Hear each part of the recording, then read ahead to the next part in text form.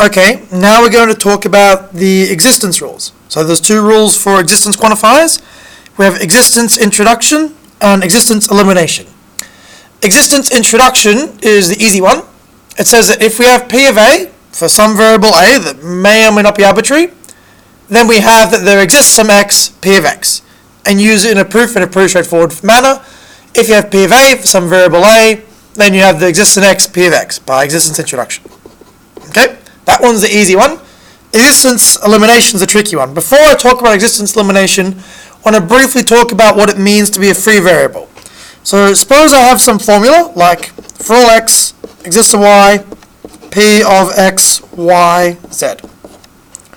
X is a bound variable because it's related to a quantifier. It's not an arbitrary parameter I can choose. Again, y is a bound variable because it's bound to this quantifier exists a y, whereas z doesn't have a quantifier. I can insert whatever I want for z. It's a free variable. So I call variables like this free. Okay? So with that said, you can only prove things using existence elimination if the variable A, i.e. the new variable here you assume, is not free in Q. Now, I don't like using this. I prefer to try and prove the much stronger statement, A is not in Q at all. And the reason is, if A is not free in Q, that means A is either bound in Q, i.e. for all A, P of A. This statement here, A is a bound variable. If it's a bound variable, you can always rewrite it just not using A at all, like for all x, P of x. So if you just prove this for things that statements Q such that A is not in Q at all, then you'll never run into the trouble of trying to remember which is a bound variable, which is a free variable. So if you just scribble this out, it doesn't make there's nothing, it doesn't limit the rule any further. That you can prove the same things with this rule, this more restricted version of the rule. Writing things like for all A, P of A is only going to confuse you and make your life hard. Just avoid putting the A in the Q to begin with. So how does this rule actually work? If we have that there exists an x, P of x, and I assume for a new arbitrary variable A, P of A, and deduce from that assumption some statement Q, then I can conclude Q, where again A is not free in Q, or if you prefer, A is not in Q at all. So let's try to prove this statement here. Okay? So we're given that there exists an x, P of x, and Q of x. And we're trying to prove exists an x, P of x, and separately exists an x, P of x, and exists an x, Q of x. Okay? So the only way we can prove this statement here from something with an existence quantifier is using existence elimination. So what we do is we assume for an arbitrary A this statement here and try to get down to this statement here. So this statement here is our Q, if you like. This thing here is Q. So I'm going to assume for an arbitrary A,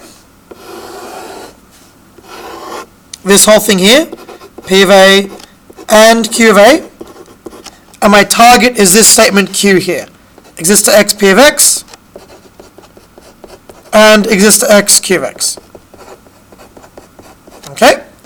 I should check that A is not free in Q. Well, A doesn't even show up in Q, so that's good, so we know that's okay. So we can proceed from up here. I have P of A and I have Q of A, so I can do AND elimination to get P of A, and elimination again to get Q of A. I can now use existence introduction to put the quantifiers back in. If I have P of A is true, for some A, and certainly there exists an x, P of x, and there exists an x, Q of x. From existence introduction on this line here. I can put these two things together with AND introduction, and now the gap is complete, so we can fill in our line numbers. 1, 2, 3, 4, 5, 6, 7, 8. This was given, this was an assumption, and elimination line 2, and elimination line 2, existence introduction line 3, existence introduction line 4, and then this line here is putting these two lines together. This is AND introduction line 5, line 6. And then how do we quote existence elimination? I've got two things to quote. So existence elimination, I quote where the line was above with the existence quantifier, so line 1 in this case, and then I quote this entire assumption of block, where I assumed the inside part for an arbitrary A and proved my statement Q. So existence elimination, line 1, and lines 2 through 7. 2 through 7. Okay, and the proof is complete.